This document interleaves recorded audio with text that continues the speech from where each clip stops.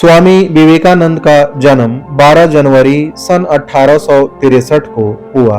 उनके घर का नाम नरेंद्र दत्त था।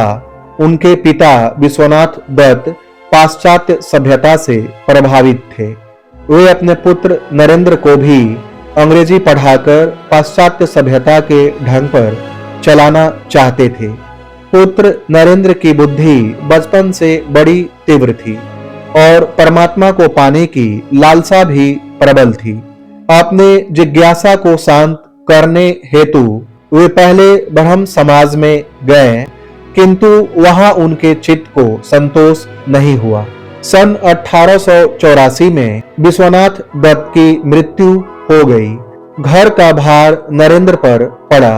घर की दशा बहुत खराब थी। सबसे बड़ी बात यह थी कि नरेंद्र का विवाह नहीं हुआ था। अत्यंत गरीबी में भी नरेंद्र बड़े अतिथि सेवी थे।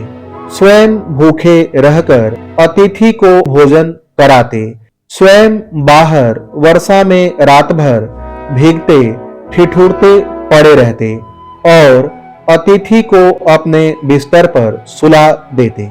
रामकृष्ण परमहंस की प्रशंसा सुनकर नरेंद्र उनके पास पहले तो तर्क करने के विचार से गए थे, किंतु परमहंस जी ने देखते ही पहचान लिया कि ये तो वही शिष्य है जिसका उन्हें कई वर्षों से इंतजार है।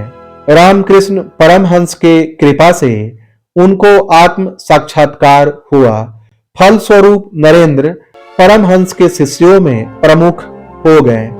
संन्यास लेने के बाद इनका नाम विवेकानंद हुआ।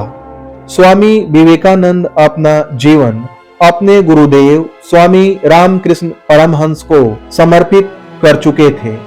गुरुदेव के शरीर त्याग के दिनों में अपने घर और कुटुंब की नाजुक हालत की परवाह किए बिना, स्वयं के भोजन की भी परवाह किए बिना गुरु सेवा में सतत हाजिर रहे। रामकृष्ण परमहंस का शरीर अत्यंत रुग्ण हो गया था। कैंसर के कारण गले में से थूक, रक्त, कफ आदि निकलता था। इन सब की सफाई स्वामी विवेकानंद खूब ध्यान से करते थे। एक बार किसी ने गुरुदेव की सेवा में घृणा और लापरवाही दिखाई तथा घृणा से नाक भौवें सिकोड़ी। यह देखकर स्वामी विवेकानंद को गुस्सा आ गया। उस गुरु भाई को पाठ पढ़ाते हुए और गुरुदेव की प्रत्येक वस्तु के प्रति प्रेम दर्शाते हुए उनके बिस्तर के पास रक्त, कफ आदि से भरी थुकदानी उठाकर पूरी पी गए। गुरु के प्रति ऐसी अनन्य भक्ति और निष्ठा के प्रताप से ही वे अपने गुरु के शरीर और उनके दिव्यतम आदर्शों की उत्तम सेवा कर सके। गुरुदेव को वे समझ सके, स्वयं के अस्तित्व को गुरुदेव के स्वरूप में विलीन कर सके, समग्र विश्व में भारत के अमूल्य आध्यात्मिक खजाने की महक फैला सके। उनके इस महान व्यक्तित्व की नींव में थी ऐसी गुरु भक्ति, गुरु सेवा और गुरु के प्रति अनन्य निष्ठा। 25 वर्ष की अवस्था में नरेंद्र गेरुआ वस्त्र पहन लिए। तत्पश्चात उन्होंने पैदल ही पूरे भारतवर्ष की यात्रा की। सन 1893 में अमेरिका के शिकागो में विश्व धर्म परिषद हो रही थी। स्वामी विवेकानंद उसमें भारत के प्रतिनिधि के रूप में पहुंचे। यूरोप, अमेरिका के लोग उस समय पराधीन भारतवासियों को बहुत हीन दृष्टि से देखते थे।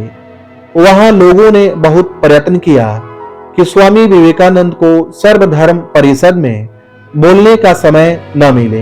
एक अमेरिकन प्रोफेसर के प्रयास से उन्हें थोड़ा समय मिला, किंतु उनके विचार सुनकर वहां के सभी विद्वान चकित हो गए।